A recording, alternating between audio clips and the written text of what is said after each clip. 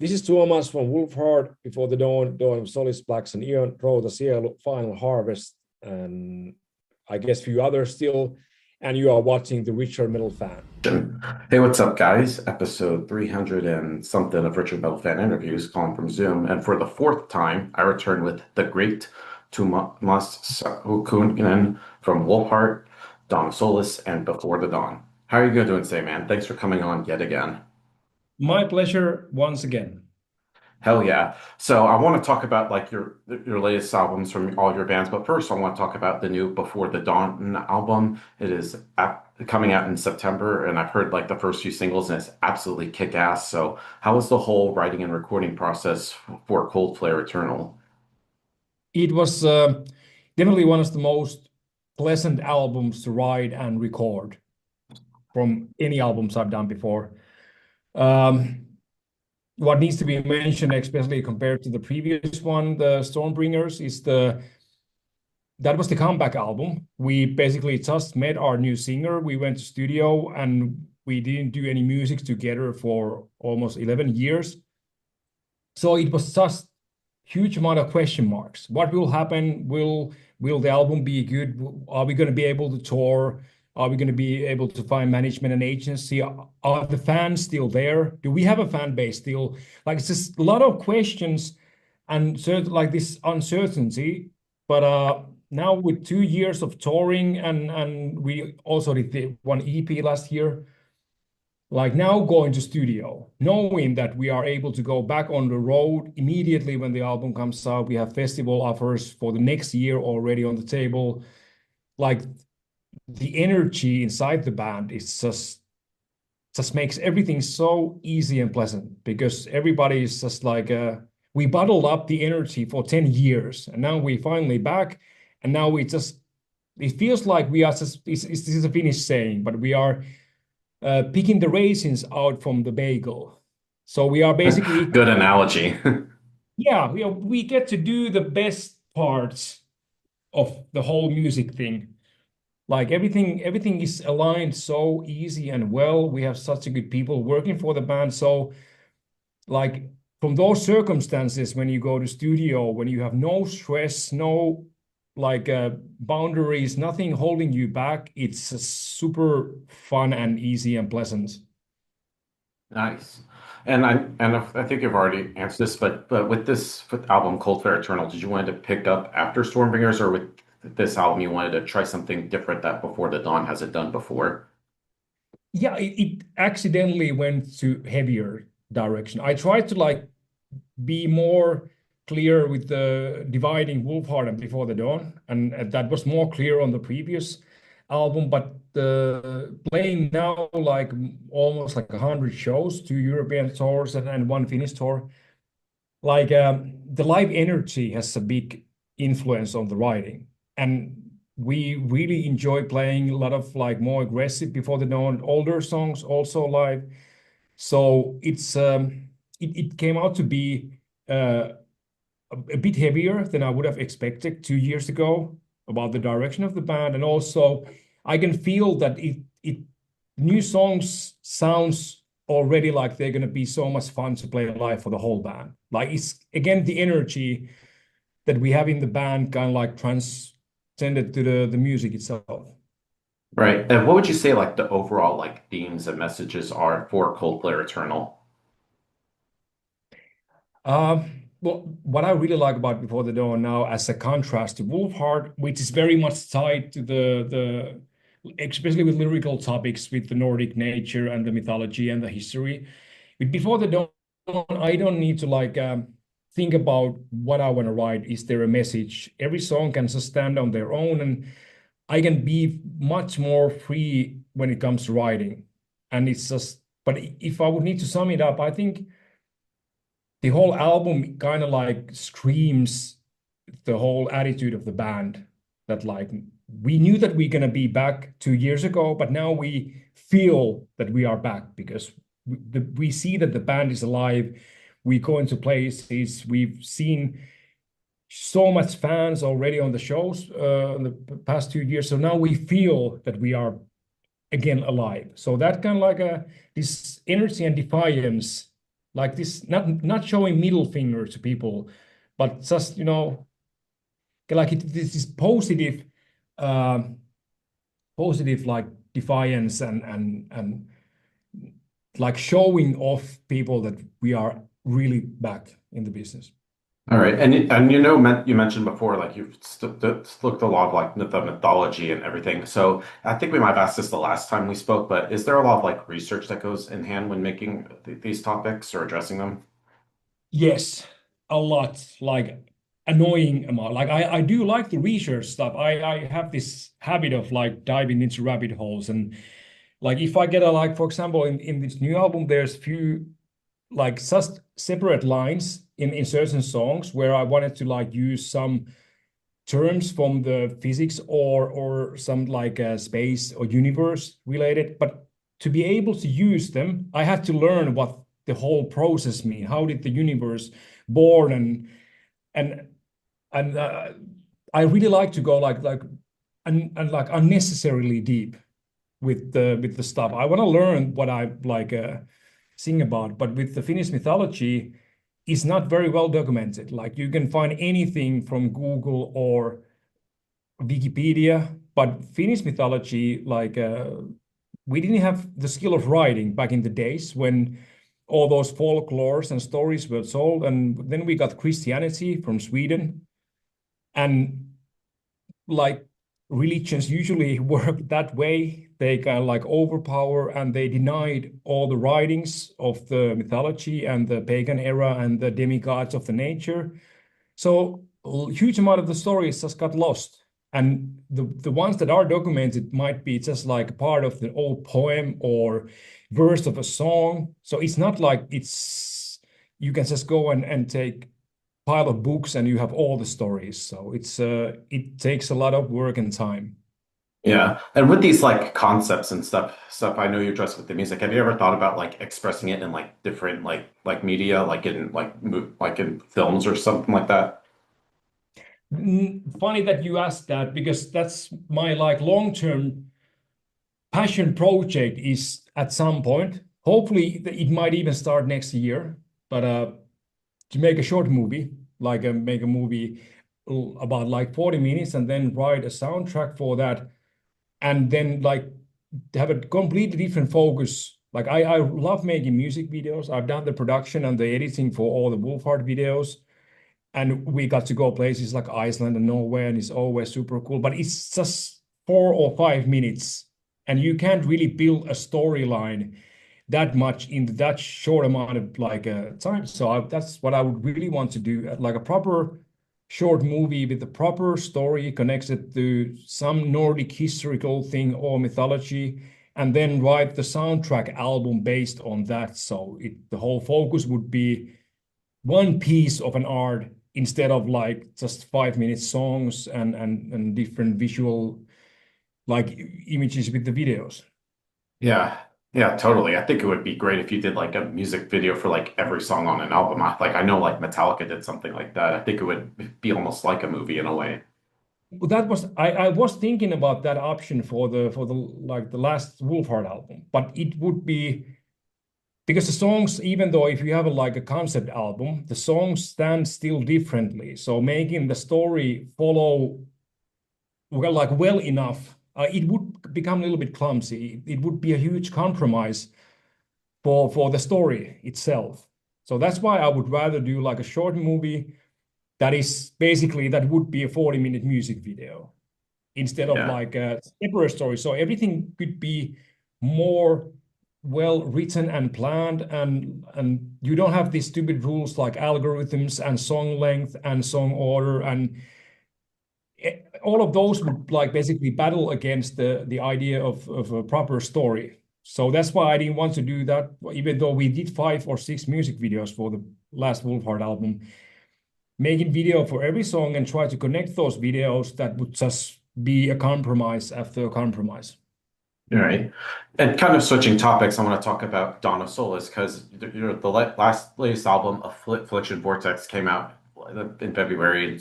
And it's pretty much a great album so far, one of my personal favorite albums for 2025. So how was like the whole recording of the latest Dawn of Solace album?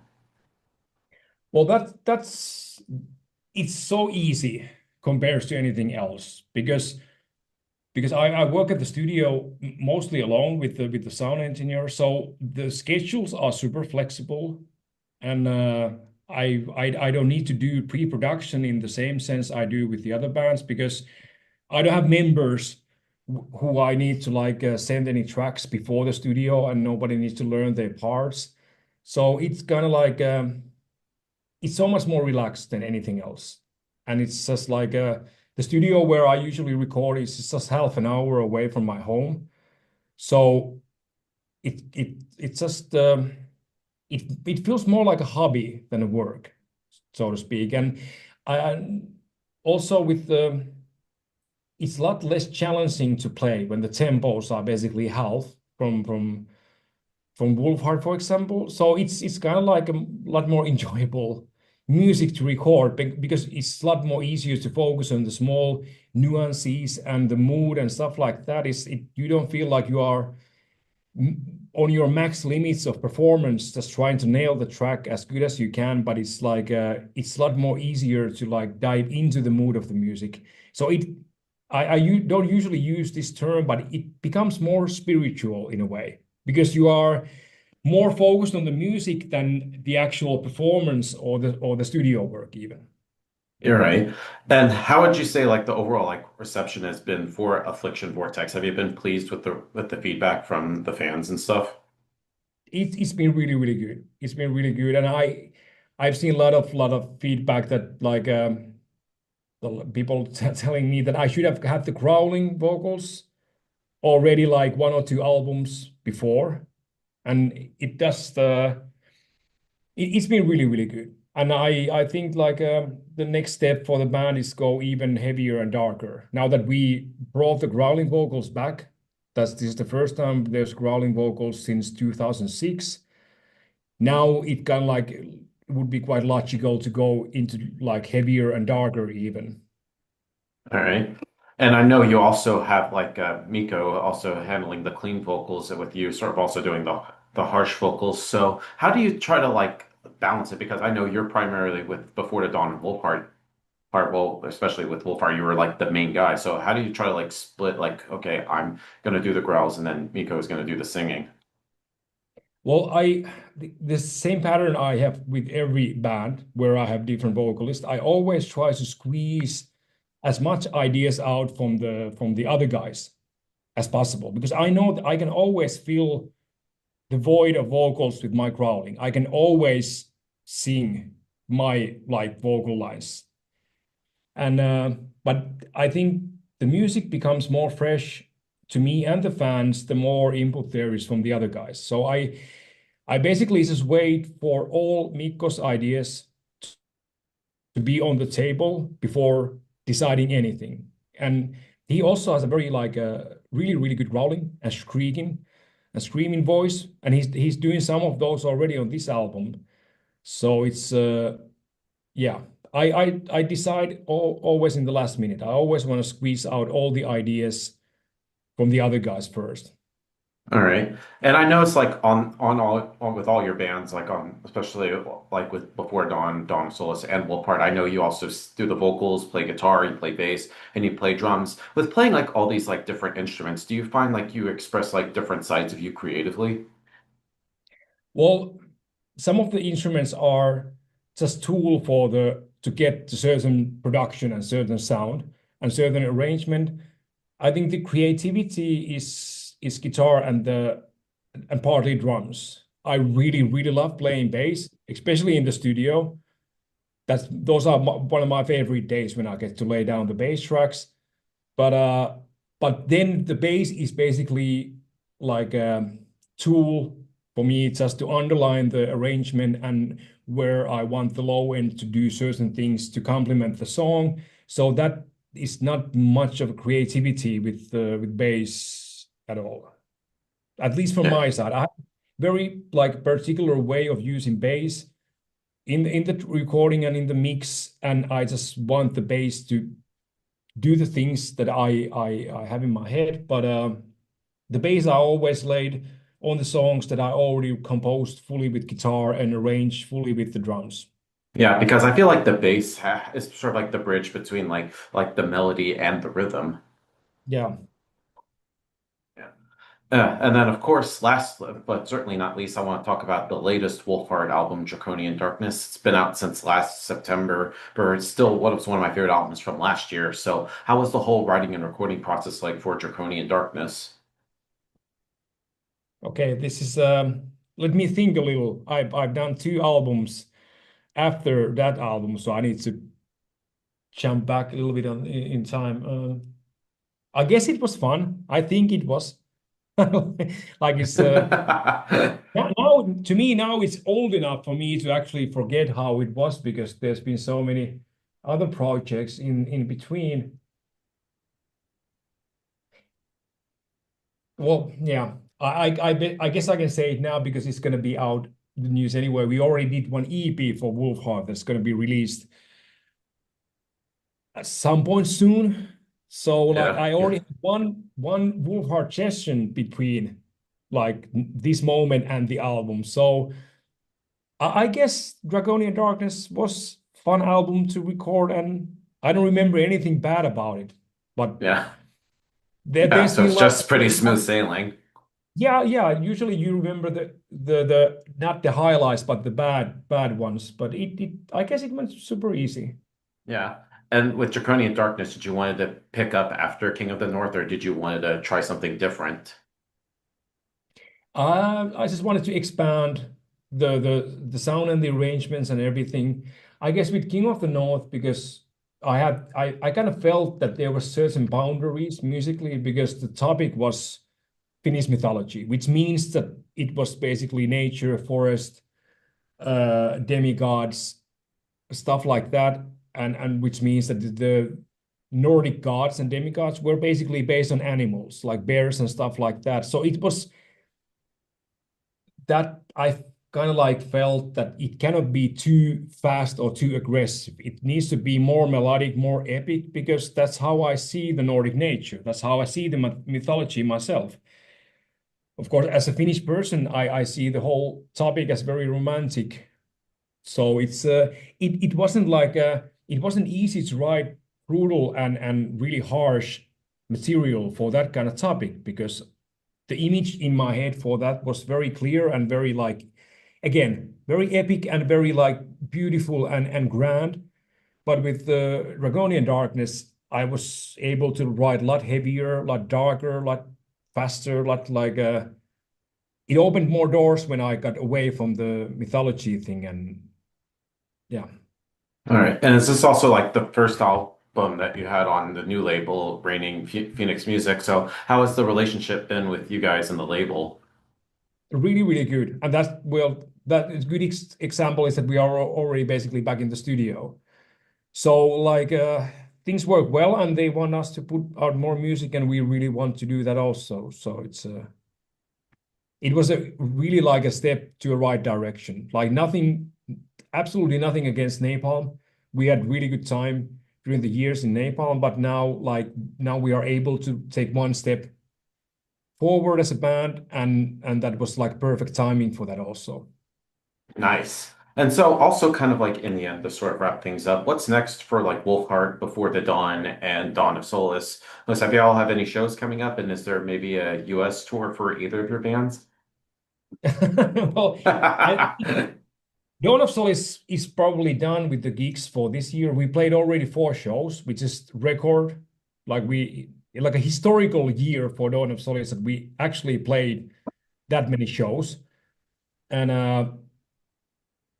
with before the Dawn album comes out, we're gonna do a European tour together with Wolfhard, and then we're gonna do a Finnish tour with Before the Dawn, and we have Wow. festivals lined up for next year for both Doing bands. double duty. I am, yes. That's got to be But tiring.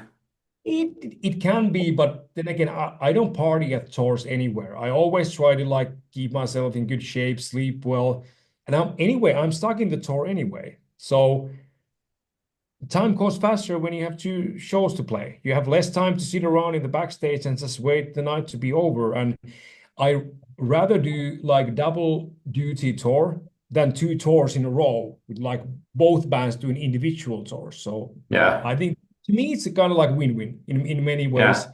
And you open for yourself. Yeah, yeah. Yeah, I don't think there's going to be much of like issues with the headliner being really shitty with the opener on that tour. I would be Yeah. very surprised about myself, but a lot of festivals for 2026 combined for both bands, and Wolfheart is doing Maryland Death Fest, so at I least will be there. we're gonna play one show. Hopefully, like it looks very stressful at the moment, even with the festivals when they are trying to get the visas for bands. I've seen Prog Power been Yeah, I've heard struggling with a about. lot of European bands. So we keep our fingers crossed that that would be like a huge bucket list thing to be able to get to play the show. Yeah, And I we will are be talking there. awesome. And we are talking with the agency already, like combining more North American shows or South America or whatever. Once we are there, would make sense to play more or do a proper tour in the fall or late fall 2026. So that's North America is always on the planning board. Like Yeah. it's just getting every year it's just more difficult, more complicated, more expensive, but it would be still like I've been touring in Europe for 20 years. So being able to do a tour in North America would anyway be the highlight of the year. So Hell yeah.